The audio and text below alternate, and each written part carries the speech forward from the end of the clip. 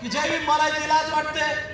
अनेकांना वाटतं विहारात जायची काय गरज आहे, अनेकांना वाटतं ह्यांच्या कार्यक्रमात जायची काय गरज आहे, मी तर लय हायफाय सोसायटीत आहे, अनेकांना वाटतं मी तर लय मोठ्या पगारावर आहे, अनेकांना वाटतं आपलं सगळं छान छान चाललंय, आपल्याला काय करायचंय, मला तर सगळी लय जवळचं म्हणतात आणि मला तर त्यांच्या बैठकीला बोलावतात आणि मी जेवायला तर रोज त्यांच्या बरोबर असतो, ह्यांच्या बरोबर कशाला जाऊ, असं अनेकांना वाटतं.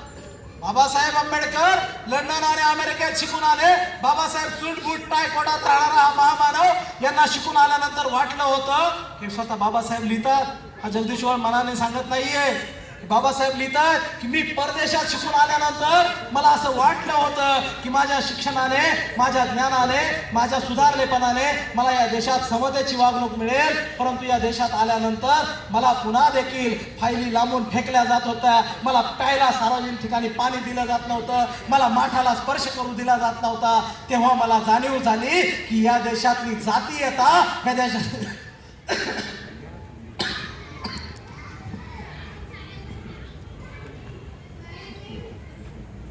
मला तेव्हा जाणीव झाली की या देशातली जातीयता, या देशातली धार्मिकता, या देशातली अस्पृश्यता ही गरीब श्रीमंतीमुळे नाही, या देशातली जातीयता ही तुमच्या राहणीमानामुळे नाही, तर या देशातली जातीयता ही इथल्या जन्मता निर्माण केलेल्या जातीभेदामुळे आहे आणि तो जातीभेद आणखीनही संपलेला नाहीये, ह्याची जाणीव इथल्या प्रत्येकाला असली पाहिजे. आणि म्हणूनच बाबासाहेब आंबेडकर जेव्हा शिकून माघारी आले तेव्हा त्यांना ही जाणीव झात असेल तर माझा जो समाज आहे, जो इथला अस्पृश्य बांधव आहे, जो बाहेर राहतो, त्यांना किती छळला जात असेल यावर बाबासाहेब बोलतात आणि मग बाबासाहेब सामाजिक आंदोलन हाती घेत आहेत.